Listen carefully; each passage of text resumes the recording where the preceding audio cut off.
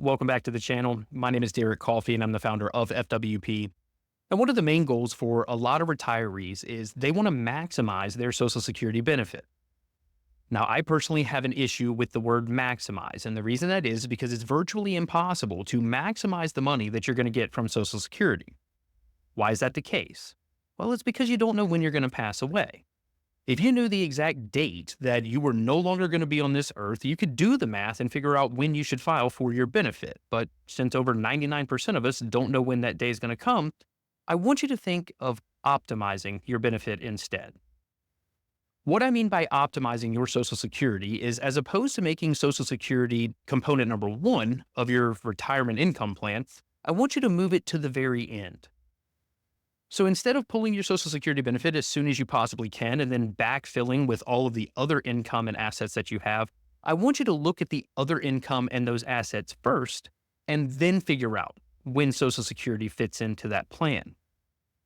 This is known as the Social Security Bridge Strategy, and what we aim to do is to use your other assets first. That way you can delay your benefit for the higher payments. In this video, we're going to get into that bridge strategy, and we're going to talk about a couple of scenarios that you could use to optimize your Social Security income. Stay tuned.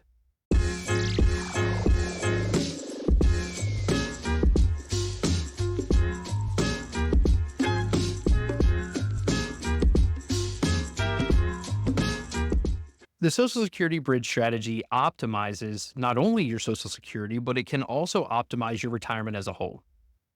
So the way that the strategy optimizes your Social Security benefit is because it allows you to delay filing for your benefit payment. I've said this numerous times in other videos, but I hope that the repetition helps the point set in. If you decide to file for your Social Security benefit before your full retirement age, you're going to receive a reduction in the amount of money that you receive. If your full retirement age is 67 and you decide to file for it at 62, then that reduction is going to be 30%. So if you were due $2,000 at age 67 and you decide to file for it at 62, your monthly benefit payment is going to be $1,400. So by using the money that you have saved to bridge you to your full retirement age, you can pick up that extra $600 a month for the rest of your life. The second way that the bridge strategy can help you optimize your retirement is by stunting the growth of your invested accounts. For most retirees, the money that they have saved for their retirement is going to be in a pre-tax account, meaning they put money in, they save taxes when those contributions were made, but when they take that money out later on, they're going to have to pay taxes on it. Now, the issue with those pre-tax accounts is that the federal government's not going to let you have your cake and eat it too. They're going to force you to take money out of those pre-tax accounts because they want their cut. You haven't paid taxes on it yet. The way that the government gets their cut is through required minimum distributions. What this is a required distribution that the government forces you to take once you attain a certain age. If you were born between 1951 and 1959, your RMD age is 73. If you were born in 1960 or later, your RMD age is 75. Once you hit your RMD age, the government's going to force you to take out a certain percentage of your account balance. It's roughly 4% that very first year. So if you had $500,000 saved, your RMD is going to be approximately $20,000. This $20,000 is all taxable income at the federal level and at the state level, and it could also affect how much of your Social Security benefit could be subject to income taxes. So using the bridge strategy and potentially stunting the growth of your pre-tax retirement account, it's also going to stunt the growth of the amount of money you're going to be forced to take out and pay taxes on. To give you a quick example, let's say you had that $500,000 saved and you decided to pull your Social Security benefit at 62. That way that $500,000 could grow as large as it could possibly grow. If you were to achieve 7% as your average rate of return over the next 11 to 13 years, depending on when you were born, your account could be worth well over $1 million when you hit your RMD age.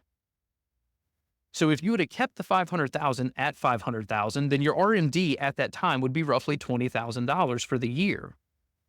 If your pre-tax account grows to over $1 million, then your RMD is now $40,000.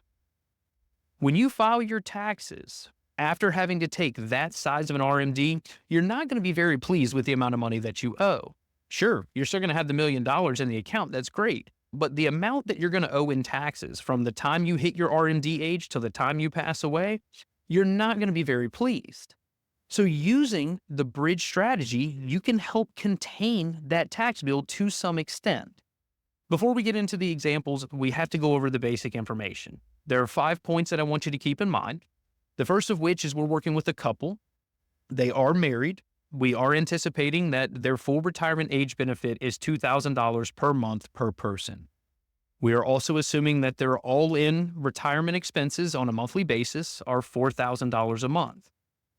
Now, the final point is that they have $500,000 in their pre-tax retirement accounts. But before you click away, let me explain. I ran these scenarios through financial planning software, and I did them at different asset levels. And what I was looking for is an asset level that gave me a 100% chance of success, regardless of the option that we chose. I started with $300,000, and 2 of the options actually got us over 90%, which I was very happy with. But that third option did not. So that's why I ruled out the $300,000 for this video, but I'm not saying that it can't be done. For the $400,000, we had over 90% chances of success regardless of the option we chose. So $400,000 will definitely work. With $500,000, all 3 scenarios checked out at 100%. So that's why we're working with the $500,000. But if you take the same thought process and you apply it to your invested assets, if you have less than $500,000, then it could probably still work, at least to some extent. So option number 1 is not using a Social Security bridge at all. You both file for your benefit at age 62 and you let your account balance grow. Now, I'm not bashing this plan. It works for people, especially if they want to leave money to their children. But when it comes to truly optimizing the benefit as well as the overall retirement, I do want you to see the difference in the numbers. So in year 1, assuming that they both retire at the exact same time, the total Social Security income is going to be $34,650.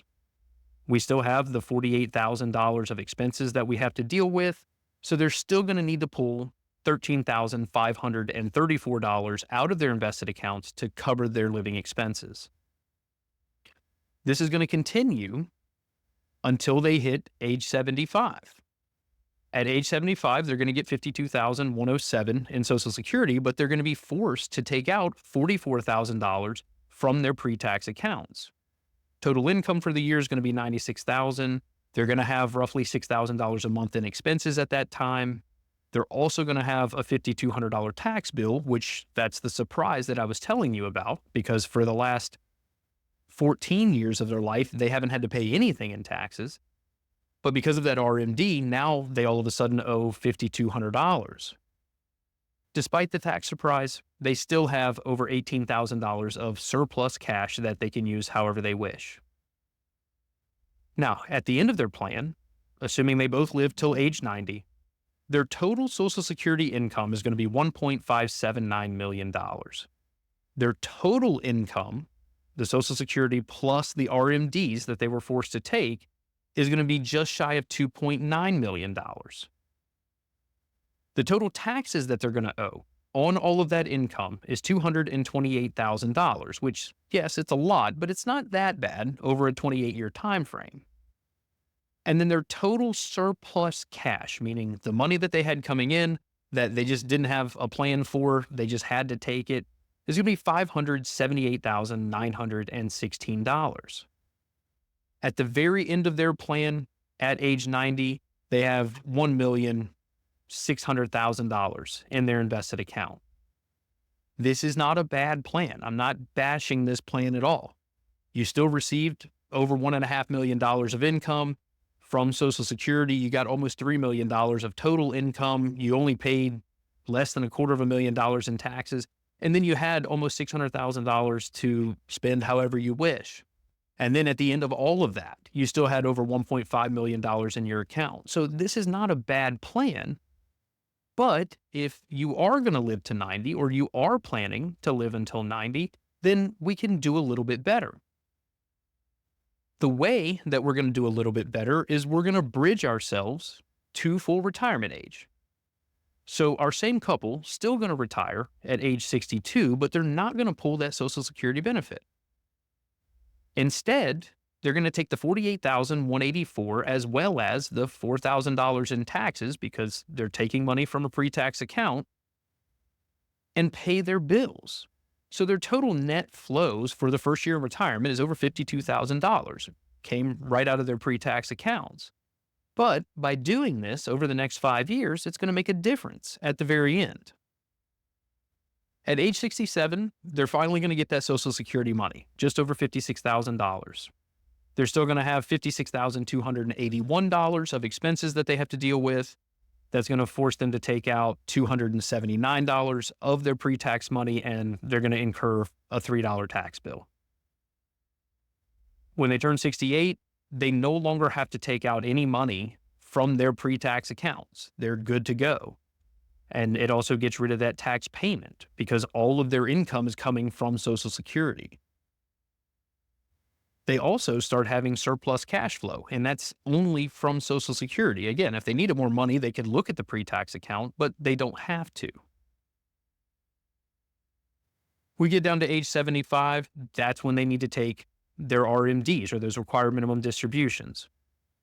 The required minimum distribution for that year is $31,233, or $13,000 less than what they would have had to take if they didn't do the bridge at all.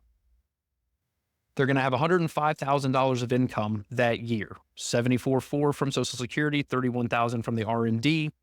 They still have the $6,000 a month of expenses. Their total tax bill for that year is $2,700.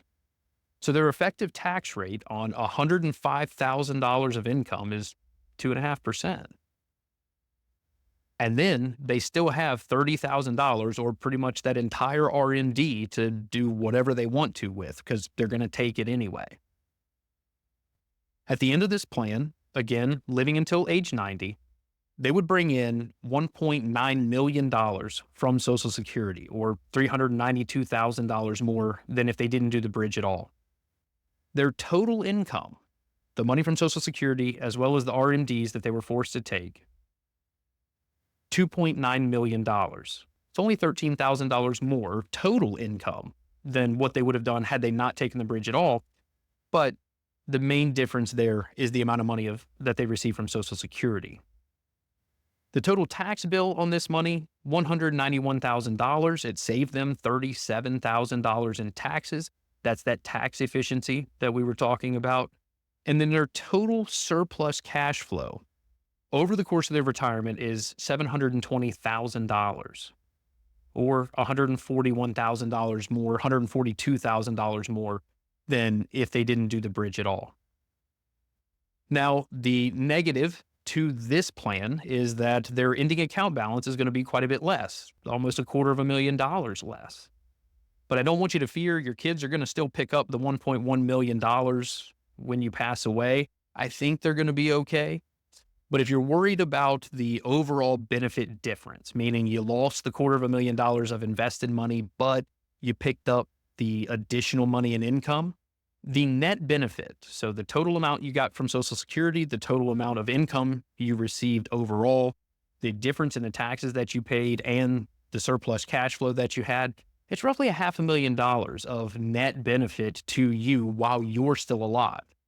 Remember, your kids are going to be fine. You left them $1 million. They will figure that part out. But we were able to pick you up an additional $500,000 of benefit over the course of a 28-year retirement. It's a pretty good plan. Now, there are a lot of people that are going to say, but yeah, we still want our Social Security early. It doesn't matter what you say. And that's perfectly fine. I can agree with a lot of the reasons of why people would want to pull their benefit at 62. It's very difficult for me to argue with them. Only because I kind of feel the same way. I understand the ramifications of the reduction, etc., but I want you to at least consider this last option.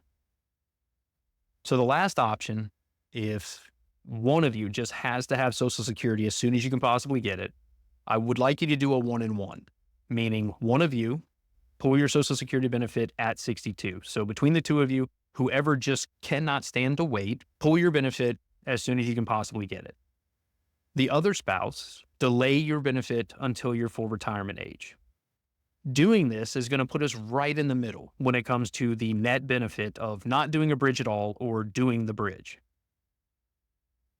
At age 62, you're going to pull your Social Security. You're going to get $15,400 for that year from Social Security. You're still going to have the $48,000 of expenses. To make up the difference, we're going to pull $34,530 out of the pre-tax accounts. You're still going to have a tax bill of $1,700, but all in all, it's really not that bad. We're going to continue that process until we get down to age 67, when spouse number 2 is eligible for their full retirement age benefit. Total Social Security income, $50,121. Still have expenses of $56,281. We pull the difference from the pre-tax account. Your tax bill's $4 for the year. We get down to age 75, getting the $64.5 from Social Security, almost $38,000 from your pre-tax accounts. $4,000 tax bill. Again, that's a $4,000 tax bill on $100,000 of income. Your effective tax rate's 4%. You probably never paid close to that while you were working. So a 4% effective tax rate in retirement, really good, especially when we're talking about $100,000 of income. Total surplus cash flow that year is $25,771. At the end of the plan, total income from Social Security is almost $1.8 million. If we compare that to not doing the bridge at all, it's $218,000 more. Had we done the bridge to full retirement age, it's $174,000 less. So it's falling right in the middle, just like we talked about. Total income doing the 1-in-1 is actually the highest option. It gets us just over $2.9 million. Total taxes on this plan, $219,000. So it's still $9,200 less than not doing the bridge, but it is $28,000 more than bridging yourself to full retirement age. Total surplus cash flow, $658,477. It's almost $80,000 more than no bridge at all, but it is $62,000 less than bridging yourself to full retirement age. At the very end, you have $1.36 million in your investment accounts at the end of this plan. It's $222,000 less than had you not done the bridge at all, but again, it's okay. Your kids are still going to get almost $1.4 million as an inheritance, but it is almost $240,000 more than if you had bridged your way to your full retirement age. So deciding which option is going to be best for you is going to be more of a personal decision. If you want the absolute maximum income, then you should consider the 1-in-1. If you want to get the absolute maximum that you can out of Social Security, then you should consider bridging yourself to your full retirement age. If you want to have the absolute maximum in your invested accounts at the end of your plan, then consider not doing a bridge at all. Either way, all three of these scenarios will work. They each have their own pros and cons, but you have to run your own numbers to figure out which option is going to be the best for you and what you actually want to achieve with your retirement. Now, the one option I did leave out is bridging yourself all the way to age 70 when you would receive the absolute maximum from Social Security. And the reason I did that is because there's not a lot of people that are going to wait until age 70. And even if they did, they're probably going to need a lot more than $500,000 to bridge themselves that far. Now, if you decide to retire at 65 or your full retirement age at 67, then sure, you may have more than enough money to get you to age 70. But for most of the people that I work with, they're retiring right around the 60 to maybe 65 mark.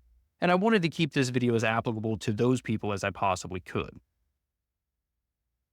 I want to thank you so much for tuning in. If this video or any of the other videos that I've put out has provided you value, then hit that subscribe button.